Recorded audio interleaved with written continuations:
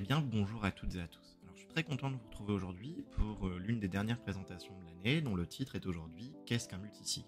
Cette présentation a été réalisée dans le cadre des meetups Bitcoin, bien que pour celle-ci, qui était la présentation du mois de mai ou de juin, mai je crois, en l'occurrence, il y avait un des développeurs de Liana, dont nous parlerons en fin de présentation, qui est venu pour présenter ce qu'était un multisig. Alors aujourd'hui, on va aborder 5 points. Dans un premier temps, on va commencer par définir ce qu'est un multisig, et puis concrètement à quoi ça sert, quels sont les inconvénients et les avantages. On viendra ensuite à parler tout simplement de la création d'un multisig, quelles sont les étapes pour, et notamment avec un logiciel Bitcoin qui s'appelle Sparrow. Dans un quatrième temps, nous viendrons à discuter de plusieurs cas d'utilisation pertinents et intéressants d'un multisig. Et enfin, on terminera avec le cas de Liana, qui utilise un langage de programmation sur Bitcoin un peu particulier qui s'appelle Miniscript, pour lequel on pourra aller plus loin sur les multisigs et on parlera également de timelocks.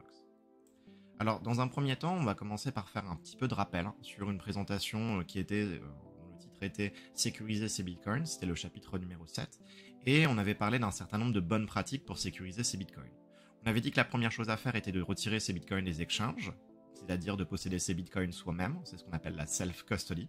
Par conséquent, vous avez donc un portefeuille, ce portefeuille qui est un logiciel sur ordinateur, sur téléphone, ou même un portefeuille physique, ce qu'on appelle un hardware wallet, vous disposez d'une seed phrase, donc d'une clé privée, qui est une liste de 12 ou de 24 mots que vous avez sécurisés. Elle est essentielle, donc vous l'avez écrite à plusieurs endroits, sur plusieurs bouts de papier. La problématique des bouts de papier, c'est que derrière, c'est sensible aux incendies, aux inondations et autres, donc peut-être même que vous les avez mis que vous avez mis cette seed sur des plaques en acier qui résistent aux incendies. Vous les avez mis dans plusieurs maisons, peut-être même dans plusieurs pays ou plusieurs juridictions en fonction de comment vous vous sentez. Vous n'avez jamais parlé de votre seed et de quels endroits elle est sécurisée à quiconque, ni même à son notaire, sans quoi ils sont aptes à pouvoir essayer d'aller la trouver et puis derrière accéder à vos bitcoins. On avait également expliqué que le fait de crypter soi-même sa seed phrase n'était pas forcément une bonne chose, puisque cela pouvait amener potentiellement à des erreurs, et donc par conséquent de ne plus se rappeler comment on a fait, et donc en somme de perdre du coup l'accès à ces bitcoins. Et puis dans les 3 derniers points de la présentation du chapitre 7, on avait dit qu'il y avait la possibilité d'ajouter l'équivalent d'un 25e mot, d'un mot en plus, qu'on appelle une passphrase. Alors une passphrase, c'est pas un mot de passe qui est spécifique à votre ordinateur. C'est juste que quand on a par exemple une liste de 24 mots qui est votre seed phrase, il y a la possibilité de rajouter un 25e mot que vous allez choisir. En fait, c'est une suite de caractères. Et quelqu'un qui trouve vos 24 mots va rentrer ça dans un portefeuille Bitcoin. Il n'aura pas accès à vos Bitcoins parce qu'il faut obligatoirement le 25e mot pour accéder du coup aux adresses et donc aux Bitcoins de votre portefeuille. Et on avait dit qu'évidemment, utiliser un portefeuille physique, notamment des portefeuilles physiques open source, c'était une bonne idée et qu'il fallait faire attention aux arnaques, aux émotions et évidemment à l'erreur humaine. C'est pour ça qu'il faut toujours faire les choses, et ce sera d'ailleurs ma conclusion de la présentation, en fonction de vos compétences, également de la quantité de Bitcoin que vous avez et des besoins en question. Dans la présentation du chapitre 7, on était venu à commencer à expliquer ce qu'était un multisig, portefeuille multisig, qu'on appellera généralement portefeuille multi-signature. Et c'est l'objectif de la présentation, expliquer un petit peu à quoi cela correspond. On prendra la métaphore du coffre-fort. Alors, dans un premier temps, prenons une situation basique. Une situation basique avec un portefeuille classique qu'on appelle un portefeuille single signature, puisqu'il n'y aura qu'une seule signature. Nous avons donc notre portefeuille, qui est un logiciel, et dedans, on a rentré une seule clé privée, donc une seule seed phrase. En fait, on va vouloir au bout d'un moment réaliser une transaction, envoyer par exemple du Bitcoin à quelqu'un ou à un commerce. Pour réaliser cette transaction, on va la construire en mettant le nombre de Bitcoin qu'on va vouloir envoyer, l'adresse de réception du commerçant, etc. Et avant qu'elle soit transmise au réseau, cette transaction, elle va devoir être signée. Signée par quoi ? Par la clé privée qui vous appartient. Ça permet de montrer que oui, les Bitcoins qui veulent être dépensés, la personne qui veut les dépenser possède bien la clé privée, donc finalement possède bien les bitcoins, et par conséquent, cette transaction va être signée par la clé privée qui est ici. Une fois que cela est le cas, la transaction elle va être entre guillemets unlock et elle va pouvoir être envoyée au réseau. La transaction est donc validée et également partagée au réseau, et donc par conséquent, ensuite elle va être rentrée dans un bloc, etc., etc. Il n'y a ici qu'une seule signature. C'est donc pour ça qu'on appelle un portefeuille mono-signature ou single signature. Qu'on appelle ça généralement single sig, mais c'est pas un terme qu'on utilise. En fait, en réalité, j'ai une signature requise sur au total une. Donc on pourrait dire que c'est un multisig 1 sur 1. Ce serait un peu con de l'appeler comme ça parce qu'en réalité, il n'y a pas multi, il n'y en a pas plusieurs, mais à la limite, ça peut se donner une idée pour la suite. Et puis, qu'est-ce que c'est qu'un portefeuille multisig ou bien multisignature? Et bien en fait, c'est exactement la même chose, mais avec plusieurs clés. Ça veut dire qu'on va posséder 3 seed phrases dans notre situation. Ici, nous avons un multisig 2 sur 3. Ça veut dire qu'on a une première clé privée, une deuxième clé privée et une troisième clé privée qui sont par exemple représentées ici par leur plaque en métal sécurisée. Et donc pour pouvoir valider la transaction, donc pour qu'elle puisse être validée et ensuite envoyée au réseau, il va falloir nécessairement dans le cas d'un multisignature 2 sur 3 qu'il y ait 2 signatures sur les 3. Ça veut dire que s'il n'y avait que la première signature de la transaction, sur cette transaction, par conséquent, la transaction ne serait pas envoyée au réseau et ne fonctionnerait pas. Par contre, si j'ai la première et la deuxième, donc 2 signatures sur les 3, ou bien la première et la troisième, donc 2 signatures sur les 3, alors dans ce cas-là, la transaction, elle est validée et ensuite elle est envoyée au réseau. Donc un portefeuille multisignature, qui ici dans mon exemple est un portefeuille multisig 2 sur 3, signifie qu'il faut 2 signatures de clés privées requises sur les 3 au total.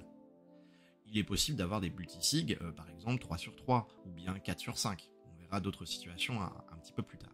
Il faut savoir que le multisig d'ailleurs, ça existait déjà depuis le 2009, le lancement de Bitcoin, mais ça s'est démocratisé en 2011 avec le lancement du BIP11, donc du Bitcoin Improvement Proposal numéro 11. Alors, si vous n'avez pas trop compris, l'exemple très simple de compréhension. Un single signature, c'est ce qu'on a ici à gauche, c'est une signature requise sur une. Il faut s'imaginer un coffre-fort avec un seul trou pour une seule clé. Si on met cette clé et qu'on tourne, le coffre-fort il s'ouvre tout de suite. Il faut bien une signature, donc une clé sur une. Dans le cas qui est à droite, on peut avoir un portefeuille multisig 2 sur 3. Ça veut dire qu'on a un coffre-fort, on a 3 trous pour 3 clés différentes. Et il faut qu'il y ait 2 clés qui soient dedans et qui soient tournées pour que du coup le coffre-fort s'ouvre. 2 clés sur les 3. On n'a pas besoin des 3, on en a besoin que 2 sur les 3. C'est la même chose pour un multisig 2 sur 3. On peut avoir un multisig 2 sur 2, ça voudrait dire comme dans le cas à droite qu'on a 2 trous pour les clés qui sont différentes et qu'il faut obligatoirement les 2 clés pour ouvrir le coffre-fort. On peut avoir un multisig 3 sur 3, 3 trous, 3 clés, il les faut toutes. Et puis on peut même avoir un multisig 150 sur 160. Ce serait tout à fait envisageable. Ça n'a pas forcément de sens, mais ce serait envisageable. Donc, voici une explication très simple de ce que c'est qu'un portefeuille multisignature. Alors par suite, on peut se poser la question, mais finalement, en fait, à quoi ça sert? Et la réponse, elle va être très simple, on va le comprendre assez rapidement. C'est qu'un portefeuille multisignature permet de sécuriser plus encore ses bitcoins. Prenons l'exemple d'un single signature ou d'un multisig 1 sur 1 à la limite, pour simplifier. On a donc une seule clé privée. Cette clé privée peut être associée à un hardware wallet, ici j'ai pris le cas du Ledger, et donc par conséquent à une liste de 12 ou de 24 mots. C'est le cas ici de notre seed phrase qui est sur une plaque en acier. Comme je le disais tout à l'heure, pour signer la transaction, il faut une seule signature. La problématique est que si vous cachez votre plaque en métal à différents endroits, notamment chez votre grand-mère, et que quelqu'un qui connaît Bitcoin la trouve, fait des recherches, et puis finalement, en fait, rentre cette liste de 12 mots dans un logiciel Bitcoin, comme par exemple Sparrow. Et bien par conséquent, cette personne va avoir accès à vos Bitcoins, et il va donc pouvoir de lui-même signer avec la clé que maintenant il possède parce qu'il l'a trouvée chez votre grand-mère, signer la transaction pour s'envoyer vos bitcoins à une de ces adresses dont lui possède la clé privée. Et par conséquent, vous avez perdu la propriété de vos bitcoins. Eh bien, le cas d'un multisig est très intéressant parce qu'il va permettre, lui, de son côté, de ne pas avoir qu'un seul point de failure, donc un seul point de problématique, je n'ai pas le mot en français là qui me vient, et donc par conséquent, il va falloir non pas une seule seed phrase, mais plusieurs seed phrases. Dans le cas d'un multisig 2 sur 3, par exemple, il faudra 3 clés privées, donc 3 seed phrases. On peut le représenter comme exemple, et c'est ce que je prendrai par la suite de la manière suivante. On aurait une Ledger avec sa clé privée, une Coldcard avec une autre clé privée, l'Electrum avec encore une autre clé privée. Donc ici j'ai mis les trois mêmes photos, mais vous comprenez que ces 3 photos sont des photos différentes, puisque chaque seed phrase est différente en fonction du hardware wallet, donc du portefeuille matériel comme la Ledger et le Coldcard, mais aussi du portefeuille logiciel comme c'est le cas ici du portefeuille Electrum. Et donc, il va falloir qu'on ait 2 signatures sur les 3 qui soient réalisées. Ça veut dire que quelqu'un qui trouve la plaque en métal de votre Ledger chez votre grand-mère, eh bien, il va se dire « Ah bah trop bien, ça y est, j'ai trouvé une seed phrase Bitcoin ». Il va l'entrer dans Sparrow ou dans un logiciel Bitcoin. Et à ce moment-là, ce qui va se passer, c'est qu'il n'accédera pas à vos Bitcoins. Pourquoi ? Parce qu'il va falloir obligatoirement 2 signatures sur les 3 pour pouvoir ensuite y avoir accès. On viendra à parler d'un petit peu plus de points après, notamment du cas de la Xpub, mais ça viendra par la suite. Donc un multisig de manière générale, si c'est 2 sur 3, 3 sur 3 ou autre, permet de sécuriser plus ses bitcoins, notamment en cas de perte de perte ou de vol de l'une des seed phrases. Donc il a des avantages, je viens de le dire, une meilleure sécurisation de ses bitcoins. Il y a un point aussi qui est très important, c'est dans le cas que nous venons de citer, dans le cas d'un multisig, par exemple 2 sur 3 ou même 3 sur 3, c'est à peu près similaire. Les clés privées, elles ne vont pas avoir besoin d'être présentes au même endroit en même temps. Ça veut dire qu'on pourrait avoir, pour signer une transaction, une clé privée qui est chez nous, une autre qui est chez sa grand-mère, une autre qui est à Pétaouchnok-les-Bains, et donc par conséquent, il faut 2 signatures sur les 3 pour que les bitcoins soient envoyés. Ça peut être intéressant, notamment en cas de vol, de cambriolage ou d'autres situations un peu particulières. Et puis on le verra à la fin, c'est que le cas des multisigs va également permettre de pouvoir utiliser cela pour une entreprise, une association, ou même en cas de décès, pour pouvoir finalement en fait sécuriser ces bitcoins et permettre la passation en fonction des situations. Et vraiment des avantages qui sont, on va dire, nouveaux. Maintenant, il y a forcément des trade-offs, des inconvénients.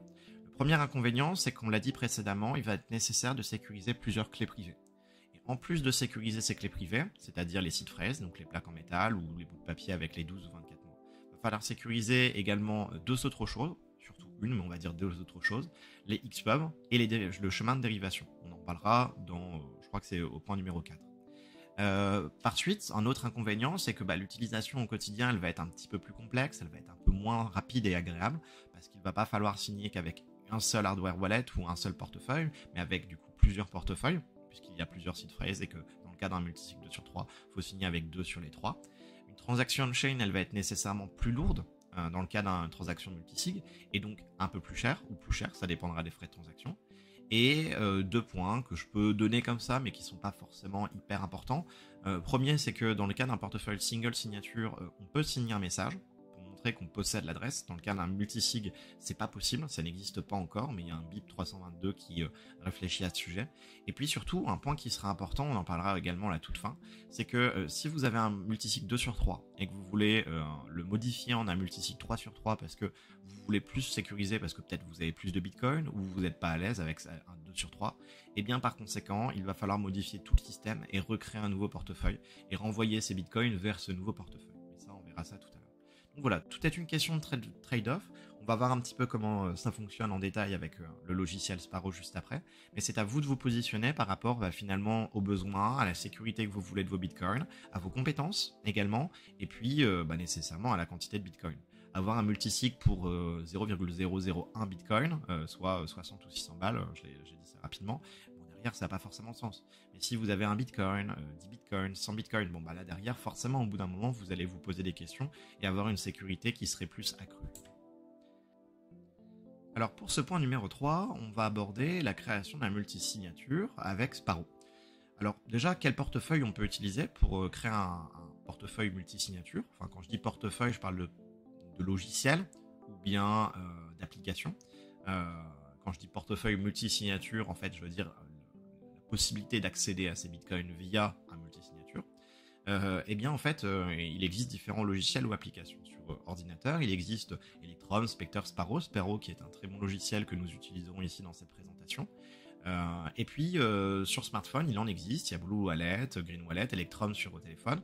Néanmoins, sur téléphone, j'ai mis ça en rouge parce que il semble pas pertinent de posséder des grandes quantités ou même du Bitcoin, à l'exception peut-être en Lightning, sur un téléphone, pour de multiples raisons, notamment d'un point de vue sécurité. Donc c'est plus pertinent a fortiori de les conserver sur ordinateur, voire même sur un portefeuille physique. C'est ce qu'on appelle un hardware wallet.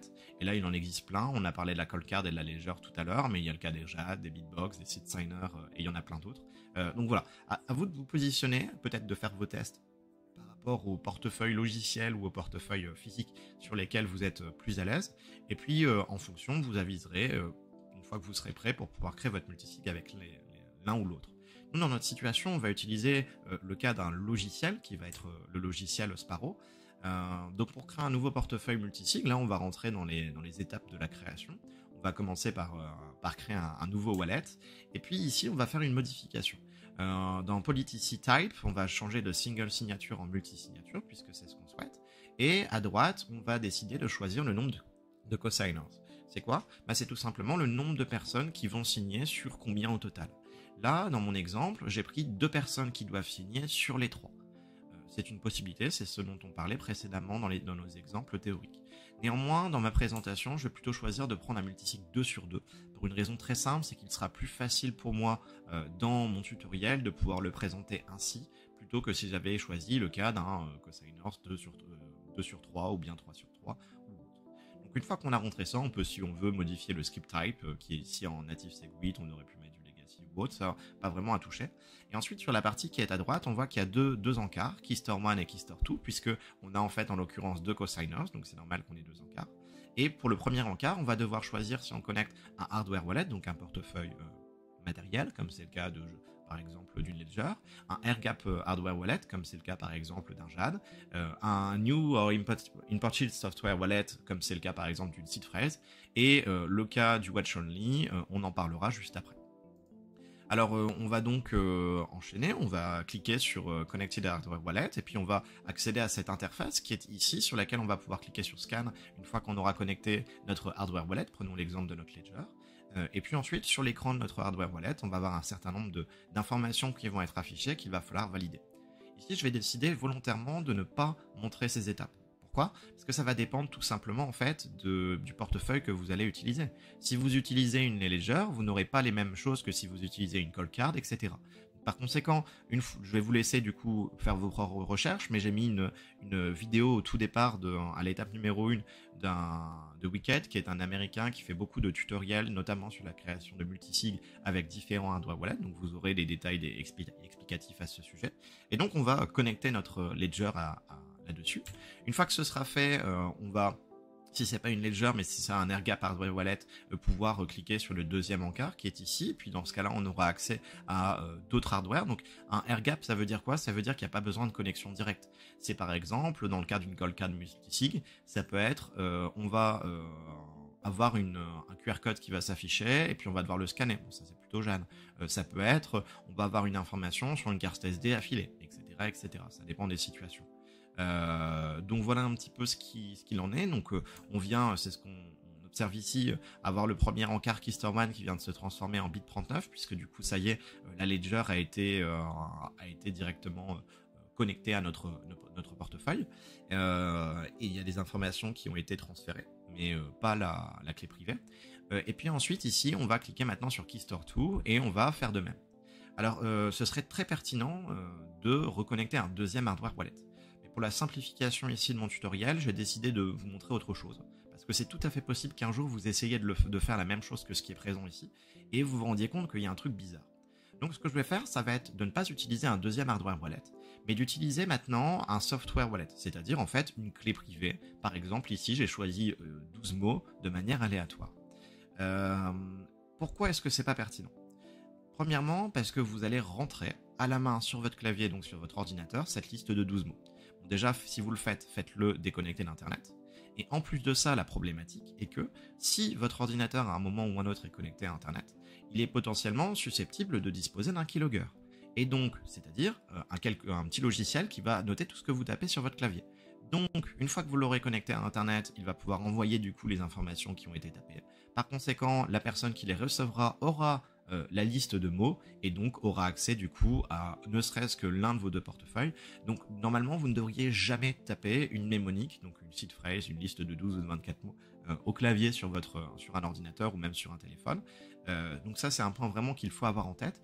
Donc c'est pas pertinent d'une part pour cela et d'autre part parce que comme je rentre dans Sparrow la liste de mnémoniques, ça veut dire que Sparrow va connaître cette liste. Et donc, par conséquent, ce que ça signifie, c'est qu'en fait, en réalité, Sparrow va être capable de pouvoir signer pour justement cette keystore numéro 2 parce qu'il connaît la mnémonique.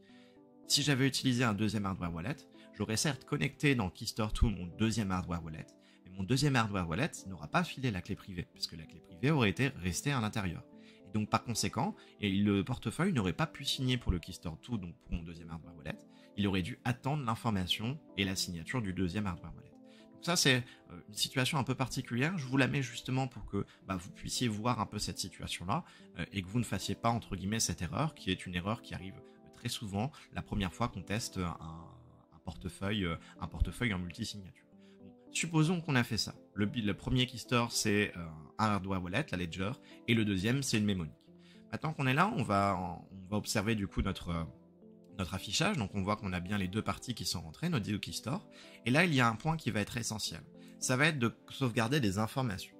Alors ces informations, c'est la Xpub et la dérivation.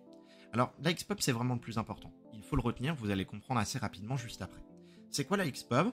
C'est tout simplement ce qui va, en gros, c'est un dérivé de la clé privée, mais c'est ce qui va vous permettre d'accéder, ou plutôt de créer vos adresses Bitcoin. Et c'est un point essentiel, vraiment à sauvegarder, c'est-à-dire soit sur l'écrire sur bout de papier, mais vous voyez que c'est dégueulasse. Donc ce serait plutôt le mettre dans un petit document et l'enregistrer sur une clé USB. On prendra l'exemple juste après. La dérivation, c'est un peu différent. On va dire, pour simplifier, c'est un peu comme si c'était l'endroit où votre portefeuille va aller chercher vos adresses. Bon, si vous la sauvegardez pas et que vous demandez au portefeuille de chercher partout, bon, bah, à un moment il les trouvera. Mais si vous demandez de chercher qu'à un endroit, bah, c'est peut-être pas le bon. Donc en gros, c'est pour ça que la dérivation, ça peut être un point intéressant à conserver. Voilà un petit peu ce qu'il en est. À la limite, la dérivation n'est pas à 100% essentielle, mais la Xpub par contre l'est dans le cas d'un multisig, vous verrez juste après pourquoi. Donc on va sauvegarder pour notre keystore2, donc notre seed phrase qu'on a rentré à la main, ces deux informations. Même chose pour notre hardware wallet, on va sauvegarder ces deux informations-là. Et une fois que c'est fait, on va cliquer tout en bas sur Apply. On va avoir à ce moment-là la possibilité, ou non, d'ajouter une passphrase, c'est-à-dire l'équivalent dans certaines situations d'un 25e mot, ou même d'un mot de passe. Attention, passphrase et mot de passe, c'est pas la même chose. La passphrase, c'est global, alors que le mot de passe, c'est spécifique à votre ordinateur. La passphrase, ça va changer toutes les adresses, donc du coup tout votre portefeuille. Donc par conséquent, si quelqu'un possède votre hardware wallet et peut signer avec, mais aussi votre, on va dire votre clé privée que vous avez rentrée à la main, s'il n'a pas la passphrase, il ne peut pas le faire. Il ne peut rien signer, il ne peut pas accéder à vos bitcoins. Par contre, si cette personne a les deux et puis le rentre sur un autre ordinateur que le vôtre, et bien dans ce cas-là, si vous avez juste mis un mot de passe, bon bah sur son ordinateur, il n'y aura pas de mot de passe. Et donc par conséquent, il pourra y avoir accès. Donc c'est deux choses différentes, je ne vais pas rentrer dans les détails là maintenant, même si j'ai redonné les définitions. Et on arrive sur cette interface. Alors bon, maintenant qu'on a fait ça, on voit qu'il y a le send, receive et addresses. Un point qui peut être très pertinent en étape 6, c'est de regarder ce qu'il y a dans les adresses. Et maintenant de faire un skin. Et on va refaire exactement toute la même procédure que nous venons de réaliser de nouveau. Donc on repart de 0 avec les 5 étapes précédentes. Et à la fin de ces 5 nouvelles étapes, on va vérifier que les adresses qui sont actuellement affichées sur l'écran, donc qu'on a pris en capture d'écran, sont exactement les mêmes que les adresses que celles qu'on vient de refaire de nouveau. Pourquoi? Parce que si à un moment vous vous êtes trompé en rentrant une information dans le premier ou dans le deuxième cas, eh bien ça veut dire que les adresses ne seront pas les mêmes. Si dans les deux situations, les adresses sont les mêmes, ça veut dire qu'a fortiori, vous ne vous êtes pas trompé. Et donc par conséquent que vous avez bien accès, c'est une certitude, à ce portefeuille et donc au Bitcoin que vous aurez envoyé dessus. Alors maintenant que c'est réalisé, on va faire un test. Déjà, ça veut dire qu'on a une ledger avec dessus notre seed phrase et donc la Xpub de notre ledger et sa dérivation qui ont été sauvegardées. On a en parallèle du coup une deuxième seed phrase qu'on a rentrée à la main avec sa Xpub, sa dérivation, mais qui du coup en fait elles sont associées à notre portefeuille Sparrow puisqu'on l'a rentrée à la main dans Sparrow. Donc Sparrow est capable lui-même de signer avec cette seed phrase qu'il a conservée entre guillemets en mémoire. Et donc ça veut dire qu'en fait dans ma situation, j'ai été un petit peu con. En rentrant à la main cette seed phrase dans Sparrow, Sparrow peut signer pour. Donc en fait finalement, comme il peut signer pour, ça veut dire qu'on est comme si finalement en fait j'avais qu'un hardware wallet. Parce que finalement, il n'y a qu'une seule signature qui doit arriver, c'est celle de ma ledger. Bon, le point positif reste que si quelqu'un chope la seed phrase de ma ledger, derrière ce qui se passe, c'est qu'il n'a pas la possibilité de pouvoir dépenser des bitcoins puisqu'il faut les deux seed phrases. Mais par contre, s'il a accès à votre ordinateur, dans ce cas-là, vous êtes foutu parce que votre ordinateur, directement, il a déjà une seed phrase intégrée, entre guillemets. Donc voilà un petit peu ce qu'il en est, c'est pour ça que ce serait plus pertinent d'avoir deux hardware wallets, c'est ce que je disais précédemment, avec du coup deux seed phrases différentes, deux Xpub différentes et deux dérivations, les deux dérivations associées qui ont été sauvegardées. Alors maintenant on va faire un test, on va évidemment recevoir des sats pour ensuite les envoyer. Alors la réception, il n'y a aucun problème, que ce soit pour un single signature ou un multi-signature, il n'y a rien qui change. On va cliquer sur ici, mettre une adresse. Ici, je suis passé sur le testnet pour faire cela. Et puis, on va, du coup, d'un portefeuille que nous possédions précédemment, s'envoyer du Bitcoin sur cette adresse et ou ce QR code. Une fois que c'est fait, moi, je me suis envoyé ici 10 000 Satoshi. On va maintenant faire le test d'une transaction pour voir comment on fait pour signer une transaction dans le cas d'un multisig. Dans le cas d'un single sig, il suffit juste de cliquer sur suivant, suivant, suivant, broadcast, c'est fini. Dans le cas d'un multisig, c'est un petit peu différent. Alors comme avant, comme dans le cas d'un single sig, on va rentrer du coup l'adresse, on va mettre le label qui sert à rien mais qui est obligatoire sur Sparrow. On va mettre ici la quantité de Satoshi, moi j'ai mis le maximum, et puis j'ai diminué la quantité de frais qui ici sont très faibles dans le cas du testnet. Donc j'ai mis à peu près 2 Satoshi par VByte. Ce qui nous fait 271 Satoshi de frais et le complémentaire, soit 9729 Satoshi qui vont m'être envoyés. On observe le graphe de la transaction ici, donc de notre portefeuille de test actuellement. Nous réalisons une transaction. Nous allons avoir 271 Satoshi de frais qui vont être envoyés et le complémentaire renvoyé au portefeuille de départ, puisque là je suis en train de m'auto-envoyer pour vérifier que du coup cela fonctionne. Bon, une fois que c'est fait, je vais vérifier que la transaction, tout est ok. Bon, bah super, là on a la même chose. Si on passait notre souris là-dessus, on verrait le nombre de Satoshi envoyés sur chaque côté. On va donc cliquer ici sur Finalize Transaction for Signing et on arrive sur cette interface. Cette interface, c'est l'interface de la signature de notre transaction. Et là, on observe que dans la partie signature, on a ici 2 encarts. C'est normal. Un premier encart pour Keystore 1 et un deuxième encart pour Keystore 2.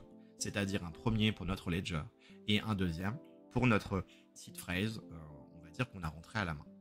Alors, dans le cas du deuxième encart, de notre seed phrase rentré à la main, notre portefeuille Sparrow est apte lui-même à pouvoir signer dessus. Ça veut dire que si je clique sur Sign, je vais déjà avoir un des deux qui va directement s'ancrer, puisque Sparrow possède l'une des deux seed phrases. Par contre, dans le cas où j'avais 2 hardware wallets, si j'avais cliqué sur Sign, il ne se passerait rien pour l'instant. Par contre, on a toujours la situation où on a un hardware wallet puisqu'on a une ledger. Et donc, en ce sens, il va falloir signer la transaction avec notre portefeuille physique. Pour cela, il y a plusieurs possibilités. Et c'est de la même manière, je ne vais pas montrer les étapes, mais il y a des vidéos là-dessus que j'avais mis précédemment dans les sources, puisque toutes mes présentations sont sourcées. Suivant ce que vous utilisez, ça va dépendre. Dans le cas, par exemple, d'un JAD, vous allez scanner un QR code ou bien afficher un QR code. Et vous aurez donc la possibilité ensuite sur votre portefeuille AirGap de pouvoir signer la transaction. Dans d'autres situations, vous allez pouvoir sauvegarder la transaction sur par exemple une carte SD, puis la rentrer dans votre call card. Vous allez signer avec votre call card, puis ensuite vous allez la remettre dans votre ordinateur, cette carte SD, et vous allez ensuite load, donc importer le petit fichier qui est sur votre clé, votre micro SD, pour que du coup le logiciel puisse observer que vous avez bien signé la transaction avec votre portefeuille matériel. Dans d'autres situations, par exemple Ledger, vous aurez connecté votre hardware wallet et puis derrière vous aurez les informations associées. Bref, ça dépendra vraiment de ce que vous utilisez. Et donc une fois que vous êtes là, vous cliquerez sur Sign. On va avoir, une fois que vous aurez signé avec votre 2 portefeuilles, que ce soit matériel ou pas, les 2 encarts qui vont se compléter. Le deuxième est tout le temps vert, montrant que la transaction est terminée. Et puis une fois que c'est là, on va cliquer sur Broadcast Transaction. Et par conséquent, la transaction sera envoyée au réseau. Au départ, elle sera considérée comme une confirme, c'est-à-dire qu'elle ne sera pas confirmée, elle aura juste été envoyée au réseau, c'est tout. On voit bien qu'on a les 271 Satoshi perdus, et que mon wallet obtient, puisque je me suis auto-envoyé ces sats, 9729 sats. Et puis au bout d'un moment, la transaction va être rentrée dans un bloc. Ici, on observe qu'elle est rentrée dans 2 blocs. Et puis par conséquent, ce qui se passe, c'est qu'une fois qu'elle est rentrée dans un bloc, eh bien, notre transaction a été validée. Donc quand je dis rentrer dans 2 blocs, je veux dire il y a eu un deuxième bloc qui s'est passé au-dessus du bloc de notre transaction initiale. Généralement, ce petit truc en M6, mais ça j'en avais déjà parlé dans la vidéo sur qu'est-ce qu'une transaction, je crois que c'était le chapitre 2. Pour vérifier l'évolution de notre transaction, on peut évidemment regarder sur un Explorer, comme c'est le cas par exemple de Mempool, où là j'ai pris une autre transaction, pour voir un petit peu l'évolution, si elle a été confirmée ou pas, et voir un petit peu où on en est. Bon, voilà, on a réalisé notre transaction. Et le dernier point que je vais vraiment dire dans cette partie numéro 3 sur le tutoriel de créer un multisig avec Sparrow, c'est vraiment, dans le cas d'un multisig, il va être essentiel de garder une copie des Xpub et de la dérivation, surtout des Xpub, parce que si vous ne les possédez pas, dans ce cas-là, vous pouvez être à même de perdre vos bitcoins. Vous allez le comprendre assez rapidement juste après. Pour les personnes qui se posent la question de savoir ce que ça donne d'un point de vue on-chain, l'écart, enfin plutôt la différence entre un portefeuille single sig et un portefeuille multisig. Je ne vais pas rentrer dans les détails complexes, mais juste donner l'idée. Et bien ici à gauche, on a le cas d'un single sig, ici d'un multisig 2 sur 3 et là d'un multisig 3 sur 3. Dans le cas d'un single sig, on voit que le témoin ici, il n'y a qu'un seul, on va dire un seul en premier encart qui commence par 34, alors que dans le cas d'un multisig 2 sur 3, on en a 2 sur. Dans le cas d'un multisig 3 sur 3, on en a 1, 2, 3. Et ensuite, j'ai plein de données, 52, etc., ou là 0,2, qui sont des données autres de la transaction. La raison pour laquelle il y a cette différence, ici, de un truc qui commence par 304, ici il y en a 2 et ici il y en a 3, c'est simple, c'est que ça correspond finalement en fait à la signature. Dans notre premier cas, on est dans du single sig, donc j'ai qu'une seule signature d'une clé privée. Donc j'ai un seul truc qui commence par 304. Dans le cas ici, je suis dans un multisig 2 sur 3, donc j'ai besoin de 2 signatures. Donc j'ai 2 trucs qui commencent par 304.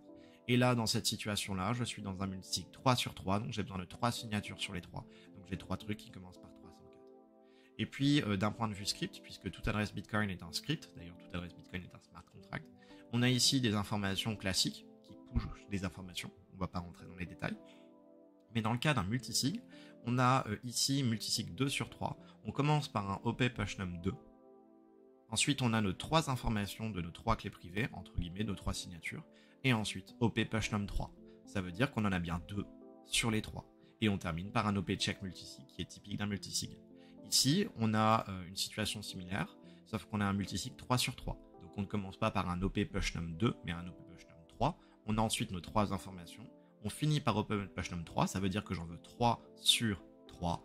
Et ensuite, j'ai mon OP check multisig. Ça veut dire qu'en fait, ça va vérifier la signature dans nos 3 situations de... finalement, en fait, nos 3 informations, nos 3 lignes qui sont ici. Et à la fin, du coup, ça vérifie le fait qu'on est sur un multisig, ou plutôt ça annonce qu'on est dans le cas d'un multisig. Donc voilà un petit peu on-chain ce que ça donne. C'est intéressant de pouvoir aller un petit peu plus loin, mais on va s'arrêter là pour pas faire trop complexe. L'idée c'était juste se donner une vision globale de ce que, on va dire, de l'écart qu'il y a entre un single sig et un multisig on-chain. Alors par suite, on va enchaîner notre avant-dernier point qui va être plusieurs cas d'utilisation du multisig. Alors le premier cas d'utilisation, c'est en cas de décès. Il peut être par exemple intéressant de mettre en place un multisig 1 sur 2 entre 2 seed phrases, une première qui vous appartient et une deuxième qui est à la banque ou pour votre notaire. Bon, pourquoi pas, à la limite mettre ça dans le testament. La problématique est la suivante, c'est que si votre notaire ou votre banquier accède à cette seed phrase, fait des recherches, et bien derrière il peut dépenser tous vos bitcoins, puisqu'il aura bien une signature sur les deux. Informations supplémentaires qui seront nécessaires, mais à la limite, ça vous donne une idée potentiellement de la problématique qu'il y a derrière, donc c'est pas forcément le plus pertinent. Une deuxième possibilité, ce serait d'avoir un multisig 1 sur 2 dans le cas des dépenses communes d'un couple. Bon, évidemment, dans le cas des dépenses communes, que ce soit en monnaie fiduciaire ou autre, il faut se faire confiance, mais ça peut être pertinent où chacun d'entre vous, donc vous et votre partenaire, avez chacun une clé privée, et il faut une signature sur les deux. C'est un peu l'équivalent du compte commun en banque qu'on aurait, mais cette fois-ci sur Bitcoin. Ensuite, il y a la possibilité pour votre trésorerie d'entreprise ou votre association d'avoir un multisig. Par exemple, si on a 3 dirigeants, on pourrait se dire, tiens, il faut la majorité. Donc 2 signatures sur les 3, avec une clé par dirigeant. Dans notre exemple ici, avec notre photo, nous avons 7 dirigeants, donc on pourrait avoir très bien un multisig 4 sur 7, qui demanderait la majorité. Voilà, tout est une question de positionnement. Dans le cas de l'association Bitcoin Lean, on a pour notre trésorerie un multisig également, pareil à la majorité. Dans une autre situation, c'est le cas de ce qu'on appelle un escroc. Alors le terme français, c'est l'entiercement, c'est un terme qui ne veut pas dire grand-chose. Faisons simple, prenons 2 exemples, le cas de Pitch et de RoboSats, qui sont toutes les deux des applications ou sites internet qui permettent d'acheter du Bitcoin en peer-to-peer. On va avoir donc une entreprise qui va posséder une clé privée, donc une liste de 12 ou de 24 mots, un acheteur qui a de même, et puis le vendeur qui a de même. Et puis, on va avoir un multisig 2 sur 3 créé entre ces 3 clés privées. Le vendeur va donc, pour vendre ses bitcoins, envoyer au multisig 2 sur 3 créé avec l'ensemble de ces 3 clés, il va envoyer ses bitcoins sur l'une de ses adresses. Et comme c'est un multisig 2 sur 3, le vendeur ne peut plus rien faire. L'acheteur tout seul, il ne peut plus rien faire, l'entreprise, même chose. L'acheteur va donc à ce moment-là être en contact avec le vendeur, va lui envoyer l'argent. Et puis, dans le cas où l'acheteur dit bah tiens, je t'ai envoyé l'argent, vas-y, envoie-moi les bitcoins, mais que le vendeur n'a pas reçu, bah, l'acheteur il peut rien faire tout seul. Dans le cas où le vendeur reçoit l'argent et essaye de gruger l'acheteur en disant ah bah non, en fait, je récupère mes bitcoins, pareil, il ne peut rien faire tout seul. Donc, ce qui va se passer, c'est que le vendeur va envoyer ses bitcoins sur le multisig 2/3. L'acheteur va envoyer l'argent indépendamment au vendeur. Et à ce moment-là, le vendeur va être capable de dire bon bah effectivement, j'ai bien reçu ton argent. Pas. Si le vendeur dit j'ai bien reçu ton argent, à ce moment-là, on a finalement en fait en faisant ça le vendeur qui valide la transaction et l'acheteur qui lui a dit qu'il avait envoyé l'argent, donc j'ai bien 2 signatures qui se passent sur les 3, et donc par conséquent les bitcoins sont libérés et donc l'acheteur obtient ses bitcoins. Si le vendeur ne décide pas de dire j'ai bien reçu l'argent et essaye par exemple de gruger et de mentir, à ce moment-là, ce qu'il se passe, c'est que l'acheteur, il va jamais valider, enfin l'acheteur aura validé le fait qu'il avait bien envoyé, il y avait donc une première signature, mais le vendeur, lui, ne va pas valider. Et donc à ce moment-là, ce qui se passe, c'est que les bitcoins ne seront pas envoyés, mais l'entreprise possède, elle, une clé. Et donc l'acheteur va ouvrir un litige, c'est le cas sur Pitch, où derrière il va dire mais j'ai envoyé mon argent au vendeur, regardez, j'ai les preuves, regardez les preuves, faites vos recherches, et puis finalement, une fois que l'entreprise a checké ce litige et a vérifié qu'effectivement l'acheteur ne mentait pas, eh bien l'entreprise a la possibilité à la mano, donc à la main, de signer elle-même avec sa clé pour que finalement il y ait 2 signatures sur les 3 qui sont l'entreprise, l'acheteur, et du coup, dans cette situation, le vendeur qui lui n'a pas signé, donc on a bien 2 signatures sur les 3. Le vendeur, lui, il s'est pas fait avoir. Il a bien reçu son argent puisque l'acheteur n'a pas mytho. Par contre, il a bien perdu ses bitcoins puisque ça avait été envoyé sur le multisig 2/3 au départ. Donc en fait, cette stratégie est très intéressante parce que à moins que l'entreprise et l'acheteur ou que l'entreprise et le vendeur ne soient de mèche, eh bien en fait, ce qui se passe, c'est que finalement, eh bien, si ce sont 3 entités différentes, eh bien, en fait, ce qui se passe, qui ne se connaissent pas, en fait, ce qui se passe, c'est que le vendeur et ou l'acheteur n'ont jamais de raison à mentir et donc à ne pas valider du coup soit leur envoi, soit leur réception. Et donc, par conséquent, il y a très peu de litiges qui arrivent sur des escrocs comme Pitch et Robosat, justement pour cette raison. Donc, le multisig a un véritable cas d'utilisation très pertinent dans cette situation-là. Ça permet, comme on l'a dit un peu précédemment, de remplacer quand même une forme de confiance du nonoum no arnaque. Envoie les canavans en premier. Un autre exemple, ce serait de surveiller les dépenses d'un gamin, de Kevin par exemple, qui dépense n'importe comment. On pourrait avoir un multisig 2/3 entre les parents et l'enfant, où chaque parent aurait une clé privée différente, l'enfant en aurait une aussi, et donc l'enfant tout seul, il ne peut signer qu'une sur 3, et donc du coup ça ne fonctionnera pas, la transaction ne sera pas émise. On pourrait donc avoir la nécessité de se dire tiens, pour que Kevin puisse dépenser ses bitcoins, il faut nécessairement que l'un des 2 parents envoie du coup, signe pour Kevin, et donc par conséquent on aura bien 2 signatures sur les 3.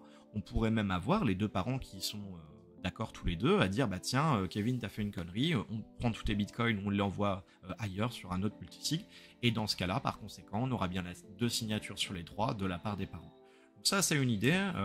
On pourrait même avoir le cas d'un pot commun entre des amis ou de la famille avec un multisig 3/6, avec une clé par personne pour avoir la majorité. Donc voilà, il y a plein de possibilités, mais finalement, je pense que ce ne seront pas les stratégies qui vous intéressent le plus.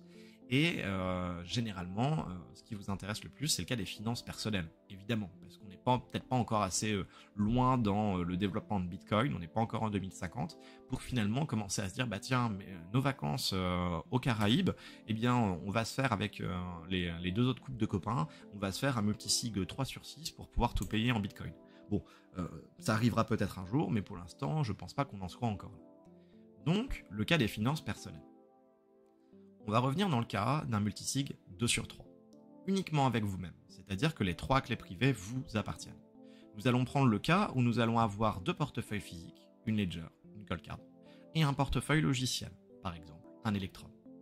On a pour chacun d'eux une seed phrase associée qui sont toutes différentes, et également la Xpub et le chemin de dérivation. Pourquoi est-ce qu'on conserve la Xpub et le chemin de dérivation pour chacun? Eh bien tout simplement parce qu'en fait, en réalité, on veut créer un multisig, donc ce sont des données qu'on conserve. Si on n'avait pas un multisig, mais qu'on avait par exemple que la Ledger, et c'est tout, donc un single sig, il n'y aurait pas besoin de la Xpub et de la dérivation. On va, pour ce faire, donc devoir télécharger un premier portefeuille. Prenons l'exemple, comme on le faisait précédemment, de Sparrow. Ce portefeuille, Sparrow, est un portefeuille qu'on va laisser en Watch Only. Qu'est-ce que ça veut dire? Ça veut dire que dans Sparrow, on n'entrera jamais aucune seed phrase. La seule chose qu'on va rentrer dans Sparrow, c'est soit connecter la ledger et connecter la cold-card pour que des petites informations soient données à Sparrow, c'est-à-dire les 2 Xpub, en gros, soit on va rentrer les 3 Xpub directement dans Sparrow. Dans le cas de notre portefeuille ici, on n'entrerait que la Xpub. Ça veut dire que Sparrow, c'est un watch only. Il ne pourra signer pour aucun des 3 parce qu'on a mis dans Sparrow aucune des clés privées. Par contre, Sparrow aura la liste des adresses car on lui a donné les 3 Xpub, donc les 3 clés publiques maîtresses qui sont en fait l'antécédent de toutes les adresses Bitcoin. Et donc Sparrow a surtout la possibilité de pouvoir voir toutes les transactions qui sont en train de se passer sur le portefeuille. Par contre, on ne peut pas signer juste avec Sparrow. Pour signer avec Sparrow, il va falloir connecter notre ledger, notre cold-card et ou notre Electrum, et il faudra 2 signatures sur les 3. Donc, ça, c'est l'explication du fonctionnement. Supposons la chose suivante. Nous avons notre multisig 2/3 qui vient d'être créé avec Sparrow, confère ce qu'on avait fait tout à l'heure.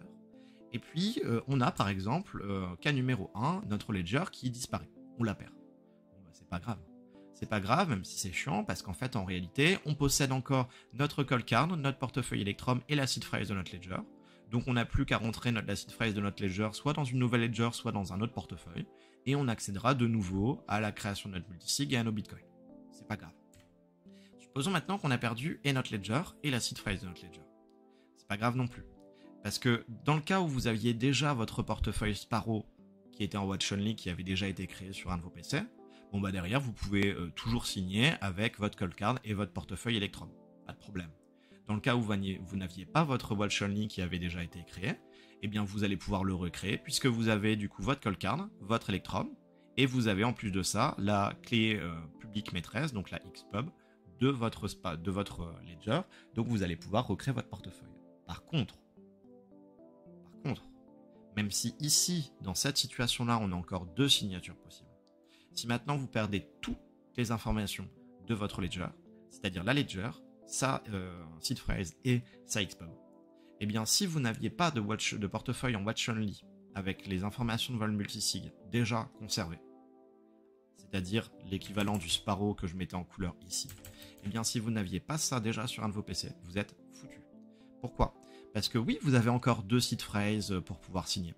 Mais comme vous n'avez pas l'information des clés de votre ledger, puisque vous avez perdu votre Xpub ou bien sa seed phrase ou bien sa ledger, et bien par conséquent, vous n'allez pas pouvoir recréer le portefeuille en watch only pour ensuite pouvoir signer avec la cold-card et le portefeuille Electrum. Autrement dit, vous avez perdu vos bitcoins. Donc ça, c'est une problématique. Ça veut dire que finalement, les informations d'un même hardware, c'est pas pertinent de le garder au même endroit. Faut pas garder la ledger, la seed phrase de la ledger et la Xpub de la ledger au même endroit. Donc on pourrait aller un peu plus loin et se dire, on va donc, comme on a 3 informations, 3 portefeuilles différents, on va dire ledger, cold-card et Electrum, on va mettre ça dans les 3 endroits différents. J'ai donc nommé ces 3 endroits A, B et C. On a donc dans le lieu A la ledger, dans le lieu A aussi la seed phrase de notre portefeuille Electrum et la Xpub de notre portefeuille Electrum. Quelqu'un qui trouve le lieu A ne peut pas créer le portefeuille watch only parce qu'il n'a pas d'information il a la possibilité de signer avec 2 clés sur les 3, la ledger et la clé privée du coup de notre Electrum, mais il n'a pas d'information sur notre cold-card. Ensuite, dans le lieu B, on a la cold-card, la Xpub de notre ledger et la clé privée de notre ledger, même chose. Et dans le lieu C, on a le portefeuille Electrum, par exemple sur un vieux PC à la maison, la seed phrase de notre cold-card et la Xpub de notre cold-card. Donc là, ici, dans cette situation-là, c'est intéressant parce que quelqu'un qui cambriole tout un lieu, il n'a pas la possibilité de pouvoir recréer le portefeuille multisig. C'est ce que je viens d'expliquer à l'instant. Si on prend la ledger, donc on retire tout ce qu'il y a du lieu A, la ledger, la seed phrase de l'Electrum et la Xpub de l'Electrum, et bien finalement, en fait, le portefeuille watch only multisig ne peut pas être recréé, et donc par conséquent, la personne ne va pas pouvoir signer, même s'il a la possibilité avec la ledger et la seed phrase du portefeuille Electrum de pouvoir signer du coup une transaction. Tout en sachant, je le dis quand même, que une ledger a un code PIN et qu'au bout d'un certain nombre de codes PIN erronés, l'OS bloque tout. Donc par conséquent, il y a une sécurité supplémentaire. Mais ça, bon, passons. Maintenant, imaginons dans le cas où notre lieu A incendie ou bien destruction du lieu A et vous ne le saviez pas. Et malheureusement, il se trouve que cette destruction du lieu A, elle est arrivée il y a 1 an. Et que malheureusement, aujourd'hui, votre PC sur lequel vous aviez votre portefeuille Electrum, eh bien, disparaît. Parce que il était trop vieux et il a mouru. Et bien derrière, ce qui se passe, c'est que vous n'avez plus tout ce qui vient d'être caché. Eh bien, vous êtes foutu. Pourquoi ? Parce que certes, vous allez avoir la possibilité de pouvoir signer de nouveau avec votre call card et la seed phrase de votre ledger. Donc vous avez bien 2 signatures. Mais si vous n'aviez pas le portefeuille en watch only, dans ce cas-là, vous êtes foutu. Parce que vous n'avez ni la seed phrase de votre Electrum, ni votre Electrum, ni même la Xpub de votre Electrum. Donc le portefeuille watch only ne peut pas être recréé. C'est pour ça qu'il est essentiel de conserver les Xpub dans le cas d'un multisig. Et donc en somme, finito, vous avez perdu vos bitcoins. C'est pour ça qu'il peut être pertinent de se dire, tiens, ça veut dire que je vais garder dans chaque lieu A, B et C, non pas juste une clé privée, mais toutes les clés privées. Par exemple, dans le lieu A, j'aurai la ledger, la seed phrase de l'Electrum, comme précédemment, mais au lieu d'avoir juste la Xpub de Electrum, je vais garder les 3 Xpub à cet endroit-là. C'est très intéressant, le cas précédemment où on retire tout le lieu A et malheureusement votre PC avec Electrum crame, et bien derrière, effectivement, vous pouvez de nouveau recréer votre portefeuille. Pourquoi ? Votre portefeuille watch only pour ensuite signer. Parce que vous avez bien votre call card, la seed phrase de votre ledger, donc pour l'instant vous avez bien vos 2 signatures, et vous avez bien les 3 Xpub, mais en fait surtout ce qui est important c'était la Xpub du 3e portefeuille, donc des portefeuilles Electrum que vous avez, la Xpub numéro 3, donc vous allez pouvoir signer. Donc ça c'est vraiment très important à comprendre. La problématique c'est que si vous avez les 3 Xpub à un même endroit, dans une même clé USB, n'importe qui trouve cette clé USB, derrière possède vos 3 Xpub et donc est à même de savoir combien de bitcoins vous possédez sur votre multisig. Alors oui, il y a la possibilité de pouvoir crypter la clé USB, la chiffrer ou autre, mais ça reste quand même un problème potentiel de privacy, et ça tant mieux, parce qu'il existe quelque chose, non pas dans Bitcoin, mais en informatique, qui s'appelle le Shamir Secret Sharing, qui est en fait le secret de Shamir, partagé, et en fait l'idée est la suivante, imaginons que cette clé ici, c'est en fait l'ensemble de nos 3 clés publiques, notre information, eh bien il y a la possibilité de pouvoir partager notre information en 3 endroits différents. Dans le premier endroit, on mettrait par exemple la Xpub 1 et la Xpub 3. Dans le cas numéro 2, ici, dans le lieu B, on mettra la Xpub 2 et la Xpub 3. Et dans le lieu C, on mettra la Xpub 1 et la Xpub 2. Pourquoi c'est très intéressant ? Parce que couplé à ce qu'on vient de dire, et aux différents lieux, eh bien quelqu'un qui vient de nouveau à choper le lieu A qui disparaît parce que bombe atomique ou incendie lieu A, vous ne le saviez pas, et votre PC... avec Electrum, du coup, ici, vient à clamser, et bien derrière, il ne vous reste plus que quelques informations, et ces informations, vous avez assez. Vous avez bien la possibilité de signer avec votre call card, avec la seed phrase de votre ledger, donc vous avez bien vos 2 signatures, et votre portefeuille watch only, vous avez la possibilité de le recréer, puisque vous avez bien finalement 2 signatures, plus la Xpub du 3e, ou bien les 3 Xpub, puisque vous avez bien la Xpub 1, 2 et 3. Et donc, par conséquent, à ce moment-là, votre portefeuille multisignature peut être recréé et donc vous pouvez signer vos transactions comme prévu. Donc ça, c'est un concept important à comprendre. Vous voyez que depuis tout à l'heure, je ne parle pas des dérivations, je parle vraiment des Xpub. La dérivation est moins importante. Ça permet juste, pour donner un peu l'idée de trouver l'endroit où se situe la dérivation des adresses. En vrai, si on fait tous les tests, on la trouvera à un moment ou un autre si vous avez la Xpub. Donc c'est vraiment la clé publique maîtresse, la Xpub, qui est absolument essentielle. Des fois, la Xpub s'appelle Zpub. Dans certaines situations, c'est la même. Donc voilà, une idée serait d'avoir, par exemple, sur un vieux PC non connecté à Internet, à la maison, votre portefeuille Electrum. Dans le jardin, vous pourriez avoir votre call card, et puis chez de la famille, votre ledger. Voilà, c'est une idée parmi tant d'autres. La problématique là-dedans, c'est que si vous avez, je sais pas, le gouvernement qui arrive chez vous et qui fouille tout, ou bien des cambrioleurs qui cherchent à tout obtenir parce qu'ils savent que vous avez beaucoup de bitcoin, nécessairement ils vont fouiller votre maison et votre jardin. Et donc en somme, ça veut dire que dans votre maison et dans votre jardin, regardez, très intéressant, si ils font que la maison, ils vont avoir le portefeuille Electrum avec votre PC, bon, peut-être vous avez un mot de passe, mais soit, Ils vont avoir la seed phrase du coup de la call card et la xpub 2 et 3, c'est-à-dire de votre call card et de votre Electrum. Ça veut dire que juste dans la maison, il n'y a pas toutes les informations. Il manque, pour pouvoir créer le watch only, la xpub du coup de la ledger, qui est cachée à d'autres endroits. Donc voilà, ça c'est pertinent. Par contre, s'ils chopent tout ce qu'il y a dans la maison et tout ce qu'il y a dans le jardin, bah, ils vont avoir l'Electrum, la call card, la seed phrase de la ledger. Bon bah ça y est, ils ont déjà toutes les informations. Et puis en plus de ça, ils ont également la xpub 1 et 3, donc de la ledger, pardon, je dis une bêtise, ils vont également avoir la xpub 1 et 2, puisqu'ils ont pris le lieu B. Bon, bah, de toute façon, ils avaient du coup la call card et également la seed phrase de la ledger, donc ils n'avaient pas besoin des xpub. Et en plus de ça, la xpub 2 et 3, bon bah ils avaient déjà de toute façon la call card et le portefeuille Electrum, donc c'était pas nécessaire non plus. Mais ça veut dire qu'ils ont toutes les informations à partir du moment où on a la totalité de tout ce qu'il y a dans deux lieux. Mais généralement, enfin, ça n'arrive pas. C'est pour ça qu'il peut être pertinent de réfléchir à comment on fait pour sécuriser en termes de lieux nos informations. D'ailleurs, rien n'empêcherait d'avoir maison, vous avez ceci, enfin tout ce qui est sur le lieu C. En lieu A, vous avez tout ceci, et puis à la place de jardin, eh bien, ce serait par exemple chez un ami qui habite pas trop loin, ou bien voilà votre voisin. Je dis des exemples comme ça, mais ça veut dire que si vous avez une transaction à faire, bon déjà c'est pas chez vous, donc il faut que vous sortiez pour aller chercher les informations. Et puis derrière, bah en fait ce qui se passe, c'est que si quelqu'un vous cambriole, bah il peut pas tout avoir. La problématique, c'est que si vous allez chez le voisin pour ensuite prendre par exemple votre call card qui est chez votre voisin pour revenir chez vous, bah vous avez au même endroit en même temps les deux signatures possibles. Donc peut être intéressant plutôt d'aller chez le voisin pour signer, de garder sur clé USB le fichier signé de la transaction pour retourner chez soi, le rentrer dans le PC et puis à ce moment-là, du coup, la transaction est partagée au réseau. Voilà, à vous de vous positionner par rapport à tout cela. Et puis une idée pour brouiller les pistes qui me semble quand même plutôt rigolote et intéressante, ce serait la suivante. On a dit qu'on avait ici un multisig 2 sur 3. Bon, un multisig 3 sur 3, tout ce qu'on vient d'expliquer, c'est la même. Dans un multisig, par exemple, 2 sur 2 ou 3 sur 4, ça marchera pas. Parce que bah, dans le cas d'un multisig 2 sur 2, bah, en fait, ici, vous n'allez avoir que 2 portefeuilles physiques, par exemple.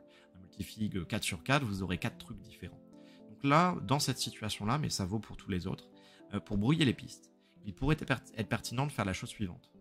Si on prend la seed, donc la seed phrase de la ledger, de la call card, du portefeuille Electrum, qu'on les met tout ensemble, ça donne notre multisig. Ça donne des adresses particulières. Par contre, si on prend juste la seed phrase de notre ledger toute seule, les adresses ne sont pas les mêmes que celles de notre multisig. Si on prend toute seule celle de notre call card, même chose, elles sont différentes de celles de notre ledger et en même temps de notre multisig. Si on met ces deux ensemble, les adresses qu'on obtiendra à la fin avec un multisig ici de 2 sur 2, eh bien du coup seront différentes de notre multisig 3 sur 2. Ça veut dire que bah, c'est possible de mettre par exemple 100 ou 200 balles juste sur cette site-là, 100 ou 200 balles juste sur celle-là, 100 ou 200 balles juste sur celle-là. Et si un jour, malheureusement, quelqu'un va chez votre grand-mère, où vous aviez du coup ici dans le lieu B, votre call card, cette seed phrase et puis CXPub, eh bien s'il trouve cette seed phrase et qu'il se dit « Ah ouais, trop bien, j'ai trouvé du Bitcoin », eh bien il va rentrer cette seed phrase, qui est celle de la call card, dans un portefeuille logiciel comme Sparrow. Et oui, il va accéder à des Bitcoins. Mais ce sera juste les Bitcoins de la seed phrase de votre call card, c'est-à-dire 100 ou 200 balles. Et à ce moment-là, il se dira peut-être « Oh ouais, trop bien, bah, j'ai gagné de l'argent, bon bah c'est tout, je peux m'arrêter, j'ai trouvé la totalité de ses réserves. » Alors qu'en fait, en réalité, pas du tout. Parce que du coup, vous, dans votre situation, vous n'avez pas juste un single sig avec juste cette seed phrase, mais vous avez plutôt un multi-signature avec du coup la concaténation, enfin le fait que ces 3 seed phrases sont mises ensemble. Donc voilà un petit peu, voilà, une idée pour brouiller les pistes. Chacun se positionne comme il le souhaite, et puis ça va dépendre évidemment de la quantité de Bitcoin que vous avez.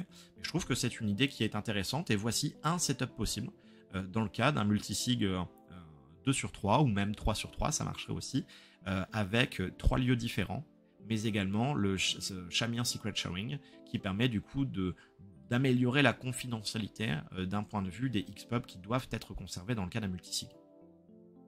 Alors je pourrais m'arrêter là, et puis me dire que bah, finalement la vidéo elle dure moins d'1 heure, et puis bah, on a décrit vraiment la totalité de ce qu'on pouvait dire sur la notion de multisig. Mais néanmoins je pense qu'on peut aller plus loin avec quelque chose de pas de nouveau, mais quelque chose de plus puissant peut-être, pour finalement en fait avoir une sécurité encore plus accrue, mais également des multisigs encore plus atypiques, voire même plus sécurisés. C'est le cas désormais depuis 2018-2019 avec un nouveau langage de programmation Bitcoin qui s'appelle Miniscript. Alors, ce langage de programmation, qui a été écrit par des ingénieurs de Blockstream, dont Peter Thiel, est un langage de programmation qui est plus simple, qui est plus développé, schématisable, et aussi qui a un fonctionnement moins bizarre que dans le cas des scripts habituels, que ce qu'on appelle les Bitcoin scripts. Je m'explique. Ici, on a un Bitcoin script qui est le suivant. J'ai ma clé publique, enfin en gros, j'ai ma clé numéro 1. Ma clé numéro 1, on va vérifier du coup sa signature. Ça va nous dire si c'est vrai ou faux. Puis on va swapper et donc passer à la deuxième clé. On va vérifier la signature de la deuxième clé. Et ensuite, on va vérifier si l'une ou l'autre s'est vérifiée. Dans le cas de Miniscript, c'est beaucoup plus court, beaucoup plus simple de compréhension. Miniscript nous dit soit j'ai la signature de la clé 1 ou bien de la clé 2. Donc en fait, Miniscript est un langage qui va transcrire le Bitcoin script autrement, mais de manière schématisable, plus développée, et il y a aussi des indentations qui sont quand même un peu plus pertinentes et moins bizarres. J'ai mis les informations en dessous, il y a des posts qui sont très rigolos à ce sujet sur Internet. Miniscript du coup, qui est arrivé il y a quelques années déjà, et qui se développe beaucoup depuis, on va dire, 1-2 ans, notamment par Liana, on y viendra juste après, a la possibilité de pouvoir avoir des multisigs plus complexes, mais également d'avoir un truc qu'on appelle les time locks. Alors un time lock c'est quoi ? C'est un cadenas de temps. En fait, je vais prendre cet exemple-là. Imaginons que pour dépenser vos bitcoins, habituellement il vous faut juste votre clé principale, dans le cas d'un single sig. Là, avec Miniscript, on peut dire, pour dépenser vos bitcoins, soit vous utilisez votre clé privée principale, soit, dans ce cas-là, vous attendez 1000 blocs et en même temps, vous utilisez votre clé de secours, votre clé privée de secours. Et donc ça, c'est possible avec Miniscript, qui, je vais même pas vous écrire comment ça s'écrit en Bitcoin script, mais en Miniscript, ce serait soit j'ai la signature de la main key, soit j'ai et en même temps une attente d'un certain nombre de blocs et en même temps la signature de la clé de sécurité. Donc c'est beaucoup plus simple, et puis on voit qu'ici on peut facilement schématiser la chose, alors que dans le cas d'un Bitcoin script, c'est dégueulasse. C'est même pas une schématisation, mais c'est ce qu'on appelle un langage type pile, où on va empiler les choses les unes au-dessus des autres. Alors je me rends compte que j'ai fait une petite boulette. Ici j'ai mis 65 535 blocs, et là j'aurais dû modifier, mais vous avez compris l'idée. Bon, Liana c'est quoi ? Liana c'est un logiciel qui est gratuit et qui va permettre en fait de pouvoir, de manière beaucoup plus simple, mettre en place un script de type Miniscript. Pour ça, on peut mettre en place des multisigs encore plus évolués. On peut mettre des time locks, comme on a vu précédemment, en attendant un certain nombre de blocs pour qu'ensuite il se passe quelque chose. On peut lier les deux et faire des trucs assez stylés. Par exemple, dans la présentation qui est ici, on a un primary path qui est en fait la clé privée de base, donc c'est la main key qui est ici. Et puis, on a un recovery path qui est en fait un autre chemin. Et au bout de 65 535 blocs, soit à peu près 1 an, on va pouvoir utiliser la deuxième clé privée. C'est exactement la situation qui est ici, avec ici 65 535 blocs. Donc voilà un petit peu l'explication, et puis maintenant l'objectif est, pour terminer, de partir sur 5-10 minutes d'explication de différentes situations possibles. Mais je vais commencer par dire la chose suivante. Comme on l'a dit précédemment, la sécurité de vos bitcoins, c'est à vous de vous positionner là-dessus.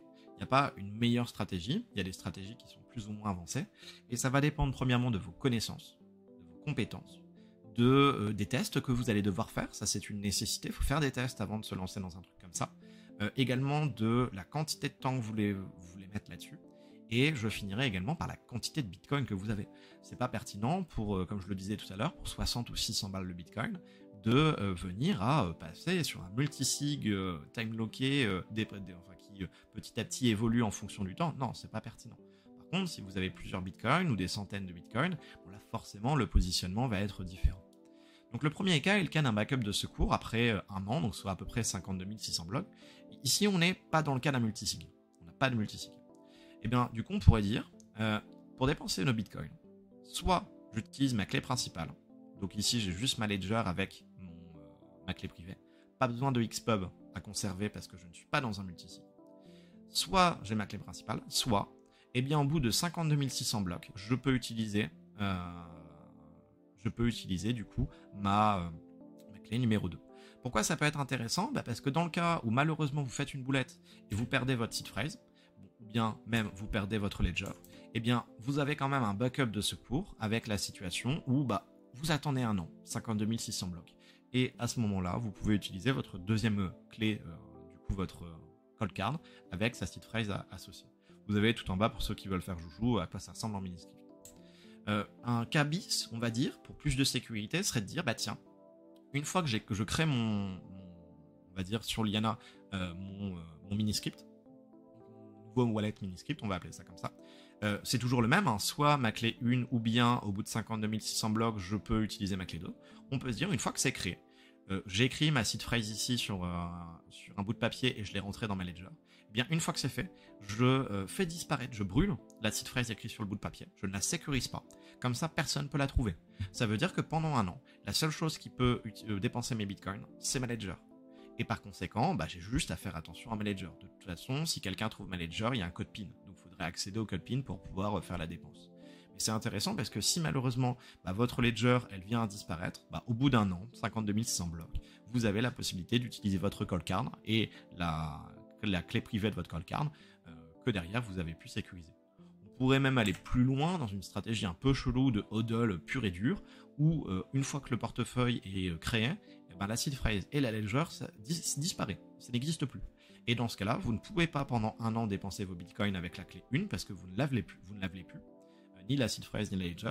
Donc ça veut dire que en fait, vous devez aller attendre un an et pour pouvoir utiliser ça. Ça veut dire que si quelqu'un vous vole et trouve votre cold card ou bien la seed phrase de votre cold card, finalement en fait il pourra pas le dépenser s'il n'a pas l'information des 52 600 blocs. Bon, voilà une idée un peu chelou, mais pourquoi pas. On est toujours sur multisig. Maintenant, il y a une autre situation qui peut être intéressante à prendre en compte, et Edouard, qui est un des développeurs de Liana, qui était venu lors d'un des meet-up de Bitcoin Lille il y a 2-3 mois pour justement présenter les multisig et Liana, avait parlé de ce point-là qui me semble très pertinent, c'est le cas des attaques physiques. Alors, pour aborder ce point-ci, je suis allé rechercher un GitHub de James Omlop, qui est un OG de Bitcoin, qui est là depuis très longtemps, qui, depuis des années, en fait, liste la totalité des attaques qui ont été réalisées, des attaques physiques, face à des bitcoiners. Et ce qu'on observe, c'est que le nombre d'attaques a une tendance croissante au fil des années de 2014 à 2024. Nécessairement parce que le prix du bitcoin augmente, d'ailleurs la corrélation est assez forte. On observe que ici on a une augmentation en 2018 avec le bull run, et c'est la même chose au niveau des attaques. Ensuite on a eu une augmentation en 2021 des attaques avec le bull run, c'est exactement la même chose. Et puis ici, on a le prix qui augmente beaucoup plus, mais là, l'année 2024 n'est pas terminée, donc par conséquent, on ne peut pas encore tirer de conclusion. Mais on observe qu'il y a une corrélation qui est assez significative entre le nombre d'attaques et le prix moyen de Bitcoin. Et cela, pour une raison qui est simple, c'est que il y a de plus en plus de personnes qui s'y intéressent, et donc par conséquent, qui se disent, tiens, je vais essayer d'attaquer un Bitcoiner. Donc, pour ce faire, on peut utiliser Miniscript et Liana pour justement essayer d'aller plus loin et sécuriser plus ses bitcoins. On pourrait donc avoir la chose suivante. On pourrait se dire, tiens, pour dépenser mes bitcoins, soit j'utilise ma clé 1 et ma clé 2, c'est-à-dire l'équivalent d'un multisig 2 sur 2. Par exemple, ma ledger et en multisig 2 sur 2 ma trésor. Et donc soit j'ai mon multisig 2 sur 2, soit au bout de 52 600 blocs, je peux utiliser ma clé numéro 3 qui est ma cold card. Ça peut être intéressant. Bon, évidemment, dans le cas d'un multisig 2 sur 2, ça veut dire qu'il faut que vous conserviez pour votre multisig 2 sur 2 la Xpub et la dérivation de votre ledger. Même chose pour votre trésor. Maintenant, la problématique, c'est que si votre clé 1 et votre clé 2 sont dans deux lieux différents, si on vous attaque dans votre lieu numéro 1, où vous avez votre clé numéro 1, même si vous la donnez au cambrioleur ou à la personne qui vous attaque, il va rien pouvoir faire parce que votre clé numéro 2 n'est pas au même endroit. Et puis, on pourrait se dire, tiens, la clé numéro 2, je peux mettre chez de la famille. Ça veut dire que vous allez devoir aller chez votre famille avec le cambrioleur. À ce moment-là, on va se douter qu'il va se passer quelque chose. Et donc, on pour appeler les secours ou autre ou autre. Donc ça peut être un point intéressant. Par contre, évidemment, si vous avez votre clé 1 et votre clé 2 au même endroit, que les cambrioleurs, du coup, vous chopent, derrière, vous allez pouvoir être à même de dire où se situe la clé 1 et la clé 2, et donc à ce moment-là, ils ont 2 signatures sur 2, donc ils peuvent réaliser la transaction. Une situation possible, qui est à peu près similaire, mais qui, au lieu d'avoir juste une nouvelle clé supplémentaire, donc la clé 3 à sécuriser, serait de dire plutôt d'avoir une clé 3, donc une nouvelle seed phrase à sécuriser. Je vais plutôt décider de réutiliser la clé 1 et la clé 2. Et donc là, le fonctionnement qui est à peu près similaire, mais un tout petit peu différent, c'est de dire, soit j'ai mon multisig 2 sur 2 comme avant, soit, au bout de 52 600 blocs, je peux utiliser soit la clé 1, soit la clé 2, c'est-à-dire un multisig non plus 2 sur 2, mais 1 sur 2. Alors ça, c'est très intéressant, parce que ça veut dire que si vous perdez, par exemple, votre, toutes les informations de votre ledger, eh bien, ce qui se passe, c'est qu'en fait, au final, certes, vous n'allez pas pouvoir dépenser en multisig 2 sur 2 avec ceci, mais au bout de 52 600 blocs, donc d'un an, vous allez pouvoir dépenser avec soit l'une, soit l'autre. Comme vous avez perdu tout ce qui est associé à la clé 1, vous pourrez donc dépenser juste avec la clé 2. Ça, c'est un point qui semble quand même assez intéressant.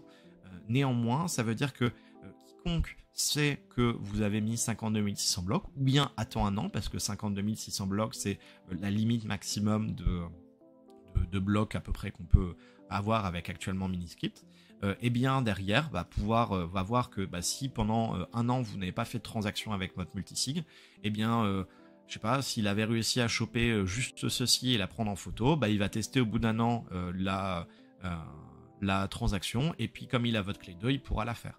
Donc voilà, ça manque aussi peut-être encore un petit peu on va dire, de sécurité, mais à vous de vous positionner de ce point de vue-là.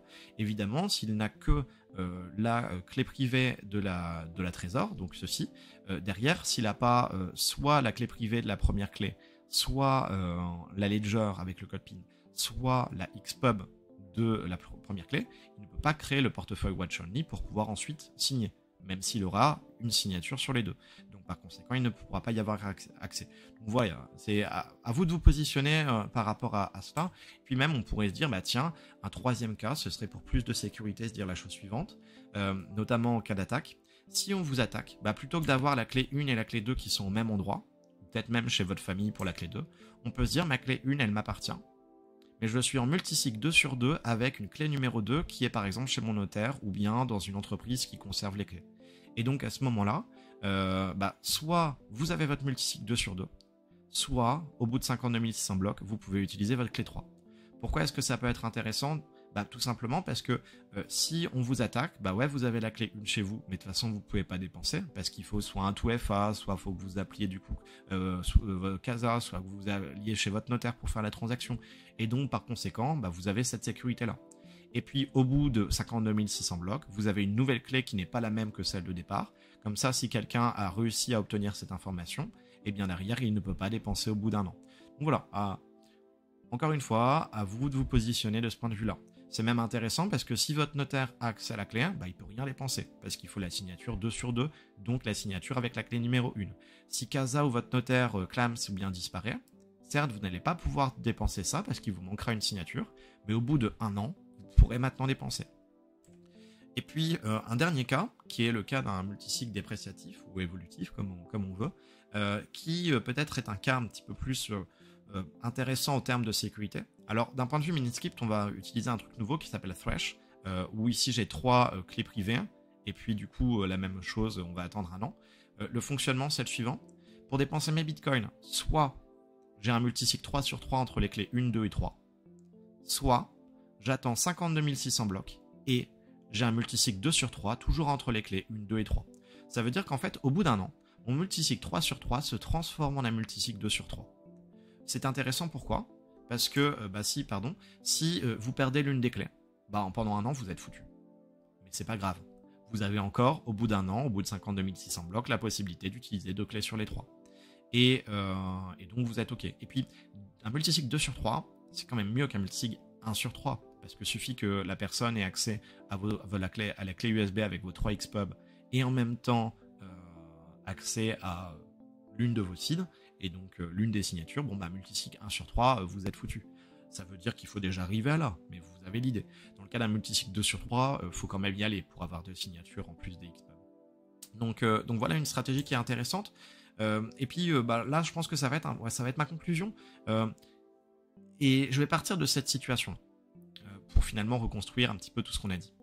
Imaginons que vous avez un ordinateur, un vieil ordinateur. Cet ordinateur, dessus, vous avez par exemple un nœud. Comme ça, vous gagnez en confidentialité lorsque vous envoyez vos transactions au réseau. Vous avez dessus un portefeuille que vous avez setup en Watch Only. C'est-à-dire que sur Sparrow, donc le logiciel en Watch Only, votre Sparrow ne peut pas seul signer vos transactions. Vous avez obligatoirement besoin de rentrer toutes les signatures sur Sparrow pour pouvoir signer la transaction. La première situation serait de dire, soit j'ai mon multisig 2 sur 2 entre ma clé 1 et ma clé 2, soit au bout de 52 600 blocs, j'ai un multisig 1 sur 2 entre ma clé 1 et clé 2. Alors c'est intéressant comme stratégie, c'est assez simple, il n'y a que par exemple 2 hardware wallets à conserver. La problématique, c'est que suffit d'y réfléchir un petit peu pour se dire, tiens, ça veut dire que ma clé 1 est, du coup, ma ledger, je vais la mettre dans un lieu A, mais si je mets ma call card dans un lieu A, ça va pas. Donc je vais devoir mettre la ledger dans un lieu A et ma call card dans un lieu B. Mais si je mets la call card dans un lieu B et la seed phrase de ma call card dans un lieu B, si le lieu B crame, et derrière j'ai tout perdu de ma call card, donc je suis foutu. Donc dans ce cas-là, je vais décider de mettre ma ledger dans un lieu A, ma call card dans un lieu B, et donc ma plate de ma call card, je vais devoir la mettre dans un autre lieu. Mais si je le mets dans le lieu A, quelqu'un qui chope le lieu A la seed phrase de la call card et en même temps la ledger. Donc ça veut dire qu'en fait, au lieu d'avoir 2 lieux, au lieu d'avoir 3 lieux, il faut forcément 4 lieux. Et ça peut être une problématique parce que c'est pas évident d'avoir 4 lieux différents, entre guillemets, sécurisés ou en qui on a confiance. Donc voilà, c'est une possibilité. Maintenant, pas forcément évident. Donc on pourrait se dire, la problématique c'est quoi ici? C'est qu'en fait j'en ai que 2. Donc je peux pas faire un Shamir Secret Sharing comme on l'a vu précédemment. Donc on pourrait se dire, plutôt que d'avoir un multisig 2 sur 2 qui se transforme en 1 sur 2 au bout d'un an, on peut se dire, tiens, à la place, pour dépenser mes bitcoins, je vais soit avoir un multisig 3 sur 3, soit au bout d'un an, avoir mon multisig qui est déprécié, qui passe en 1 sur 3. Dans ce cas-là, on a le même setup ici précédemment, avec du coup 3 lieux différents, et un Shamir Secret Sharing pour les XPub, où j'ai pas besoin, comme précédemment ici, d'avoir toutes les XPub au même endroit ou autre. Donc, voilà une stratégie. La problématique, c'est que même si cette stratégie avec le multisig 2 sur 3 est quand même très bonne, ça veut dire qu'au bout d'un an, quelqu'un qui a chopé l'une de vos seed phrases et vos XPub, derrière, il peut tout dépenser. Et ça, c'est pas forcément une super bonne chose. Forcément, ça veut dire que la personne est déjà très calée et a eu beaucoup d'informations sur vous. C'est pas forcément une bonne chose. Donc on pourrait se dire, tiens, la stratégie, peut-être pas la meilleure stratégie, mais une stratégie très évoluée, serait d'avoir en mini-script, comme je l'ai dit, son nœud avec son Sparrow en Watch Only, et soit j'ai un multisig 3 sur 3 avec 3 lieux différents de sécurisation et mon Shamir Secret Sharing, donc soit j'ai mon multisig 3 sur 3, soit au bout de 1 an, j'ai mon multisig qui est déprécié, qui passe en 2 sur 3. Choper toutes les informations pour avoir un multisig 2 sur 3, c'est déjà extrêmement balèze. Donc par conséquent, on pourrait se dire que si vous, tous les ans, vous faites attention à l'endroit où se situent vos clés privées, que vous avez peut-être mis dans une enveloppe pour vérifier que vos clés privées du coup n'ont pas été ouvertes ou observées par quelqu'un, que derrière vous faites de temps en temps des vérifications aussi au niveau des clés USB ou autres, derrière vous devriez être tranquille. Évidemment, c'est ce que je disais dès le départ, c'était l'une des premières choses quand j'ai abordé ce point. Évidemment, ne mettez ça en place que si vous avez les connaissances, les compétences, le temps, que vous avez aussi une quantité de Bitcoin qui justifie un setup complexe comme celui-ci.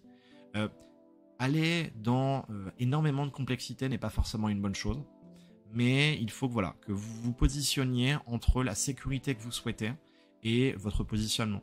Et c'est ce que je disais tout à l'heure, c'est que ça va dépendre de la quantité de vos bitcoins. Si l'ensemble de vos réserves, c'est un bitcoin, que vous n'avez rien d'autre, même pas en monnaie fiduciaire, et que si vous les perdez, vous êtes à la rue, évidemment, il va falloir faire attention à la sécurisation de vos bitcoins. Pareil, si vous avez 100 bitcoins, même si vous avez de l'argent à côté, si vous avez 100 bitcoins, évidemment qu'il va falloir y faire attention, ça vaudra des milliards dans quelques années. Donc voilà, à vous de vous positionner là-dessus. Et pour terminer, le dernier point quand même que je vais dire, parce qu'il me semble important, dans le cas d'un time lock, on a dit à plusieurs reprises, ici par exemple, multisig 3/3, ou bien au bout d'un an, ceci. Il y a un point qui est quand même à avoir en tête, c'est que au bout d'un an, donc au bout de 52 600 blocs, c'est à condition qu'on n'a pas fait de transaction sur le truc de départ, sur la branche de départ. Je m'explique. Si pendant un an, vous ne touchez pas à ça, et bien dans ce cas-là, au bout d'un an, on peut utiliser ça. Par contre, si au bout de 6 mois, vous faites une transaction qui est ici, bah maintenant, ça veut bien dire qu'il y a eu 26 300 blocs qui ont été passés. Et bien comme vous avez fait une transaction, ça va remettre à zéro le nombre, enfin ça va remettre à 52 600 le nombre de blocs. Ça veut dire que comme vous avez fait une transaction dans l'année, votre branche qui est ici à la droite, elle revient au truc de départ, donc à 52 600 blocs. Ça veut dire que dans le cas d'un time lock, tous les ans, si vous souhaitez conserver votre système de mini-script, et bien dans ce cas-là, il faut refaire une transaction sur le wallet pour pouvoir repartir en gros de zéro, entre guillemets. Enfin pas de zéro, mais remettre le time lock à son compteur maximum. Ça, c'est un premier point. Et le deuxième point pour terminer, c'est de dire que bon, ici on parlait de mini-script et de Liana, qui permet de simplifier ça, mais mini-script peut être fait sans Liana. Mais le deuxième point qui est quand même important à dire, c'est que là, on a le cas par exemple d'un multisig, tiens, je vais prendre ça. Ici, on avait le cas d'un multisig 2/3 qui se transforme en 1/3. Si vous vous dites, bah finalement, c'est pas assez sécurisé et vous voulez transformer en un multisig 3/3 qui devient un 2/3, alors dans ce cas-là, même si vous gardez les mêmes clés privées, le même setup avec la ledger, la call card, les lieux, le Shamir secret, etc., il faudra recréer un nouveau portefeuille. Parce qu'un multisig 2/3 et un multisig 3/3 n'a pas les mêmes conditions, entre guillemets, et votre mini-script non plus. Et donc, ce que ça signifie par conséquent, c'est qu'il faudra, bah, du coup, les bitcoins que vous avez sur votre multisig 2/3, faire la création de votre multisig 3/3 et de votre nouvelle condition qui est ici en vert, et envoyer du coup vos bitcoins de ce portefeuille ici, multisig 2/3, vers ce nouveau portefeuille-là. Donc ça, c'est quand même un point qu'on peut avoir en tête. Autrement dit, avant de vous lancer là-dedans, faites des tests, comprenez comment ça fonctionne, et une fois que vous vous sentirez à l'aise, dans ce cas-là, let's go. Voilà. Eh bien écoutez, il restera 2 présentations, une première qui arrivera fin juillet sur comprendre le bullrun et s'y préparer, et enfin on terminera en août avec la dernière présentation de l'année, qui sera le fisc n'est jamais bien loin. Je vous remercie de votre attention, n'hésitez pas dans les commentaires peut-être à donner vos retours si vous avez déjà testé le multisig, qu'est-ce que vous en pensez, est-ce que vous avez déjà fait jouer avec Miniscript. Évidemment, ne donnez pas la manière avec laquelle vous sécurisez vos bitcoins, mais vos retours sont toujours intéressants. Voilà, mais écoutez, je vous dis à la prochaine. Ciao, ciao.